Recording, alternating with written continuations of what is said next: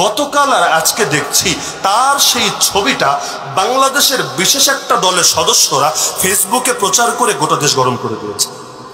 দেখো তোমাদের হুজুরের অবস্থা, হুজুরের হাতে বিড়ি, হুজুরের গায়ে গেঞ্জি, হুজুরের পরনে প্যান্ট। ওই মেয়ের ছবিটা দেয় নাই, কিন্তু বাকি বিড়ি সিগারেটের যে ছবি এটা দিয়েছে। দেখো, আর শরীর নিয়ে মন্তব্য তো আছেই। যে রফিকুল ইসলাম মাদানী আসছে, আল্লাহর বান্দারে নিয়ে কত লাইনের কত ধরনের জুলুম নির্যাতন করা হয়েছে ভাবতে পারেন?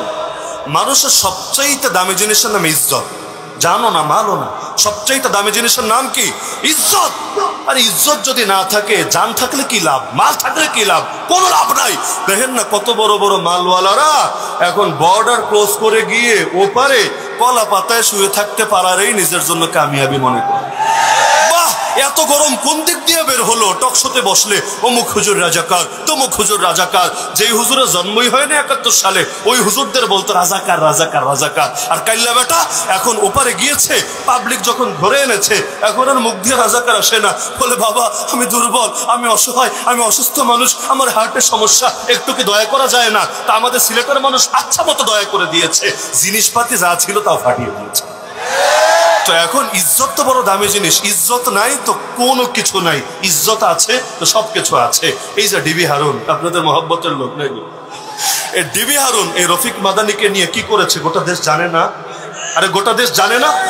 আমি আজকে সারাদিন একটা জিনিস নিয়ে চিন্তিত, আমার মাথায় ধরছে।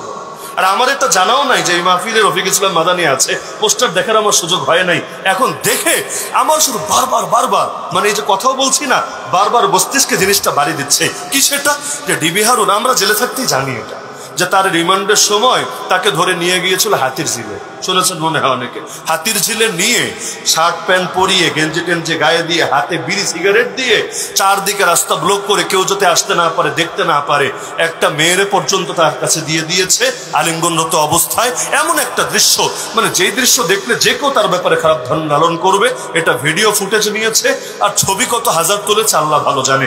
লেকিন পরবর্তীতে যে কোনো হয়তো উপরের ইশারায় হোক, যে কোনো কারণে ওরা এটা প্রকাশ করে নাই, ভিন্ন ব্লেম দিয়েছে, মোবাইলের মধ্যেই পাওয়া গিয়েছে, সেই পাওয়া গিয়েছে, এগুলো বলেছে।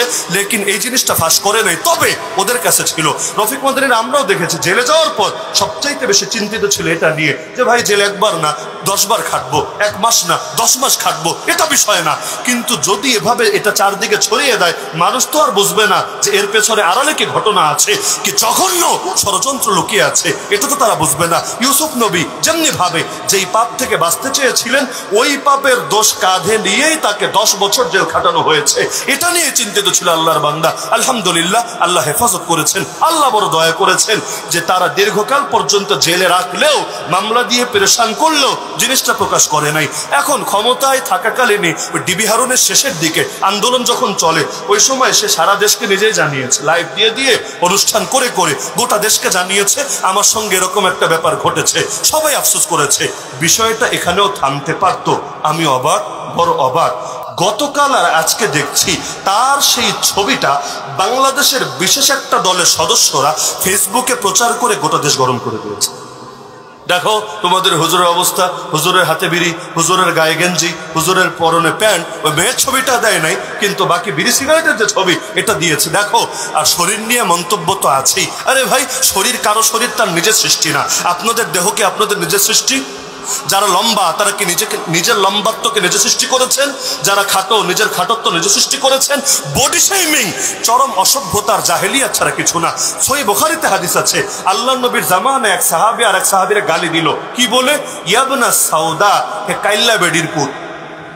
খুব আহামরি গালি না, বাংলাদেশে এর চাইতেও কাঁচা গালি চলে। কি বললো?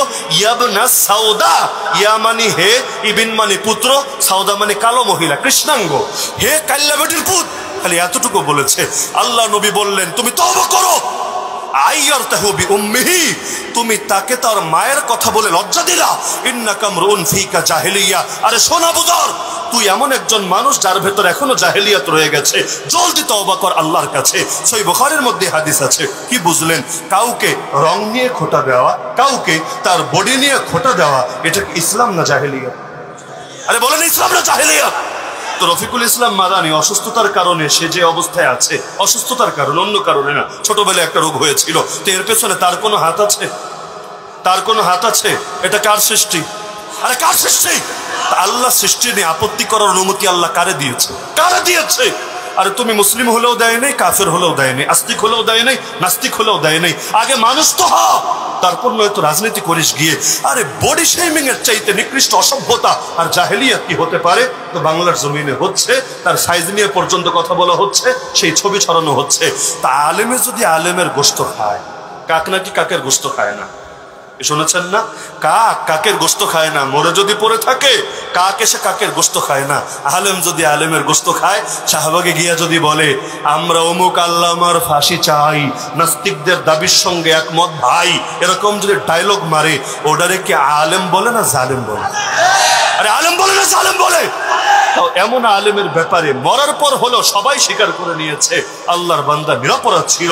আর ঢাকা শহরে যদি জানাজা হতো, বাংলাদেশের ইতিহাসের অন্যতম সর্ববৃহৎ জামাতের সাক্ষী হতো সরকার।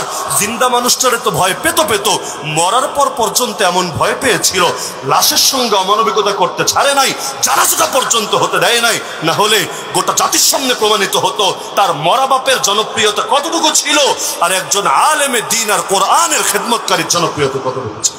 তবে ইখতিলাফ থাকতে পারে, ইখতিলাফের কারণে কড়া ভাষাও ব্যবহার হতে পারে, কিন্তু তাই বলে আপনি জালেমকে উস্কে দিতে পারেন না আলেমের বিরুদ্ধে। এখনো দেখবেন কিছু নিকৃষ্ট চিজ এই বাংলার জমিনে আছে, কথায় কথায় বলে অমুক হুজুর জেলে থাকলেই ভালো ছিল, তমুক হুজুর জেলে থাকলেই ভালো ছিল, বলে না? আরে বলে না? বিশেষ করে আমাদের মুরব্বীরা যখন বাতিলের বিরুদ্ধে গর্জে ওঠে, কথায় কথায় এই টাইপের কথা বলে, জেলে থাকলেই ভালো ছিল। হ্যাঁ, আল্লাহর কসম, আমরা জেলে থাকলেও ভালো, আমরা মাটির তলে থাকলেও ভালো, আমরা যে হালতে থাকি তাতেই ভালো। মুসলমানের লস বলতে কিছু নাই, মুসলমানের অভিযানে ব্যর্থতা বা পরাজয় বলতে কিছু নাই। কিন্তু আলেমরা যদি জেলে থাকে, তোরা যদি বাইরে থাকিস, এতে তোদের কোনো লাভ নাই, বরং এগুলোই তোদের পতন ডেকে আনবে।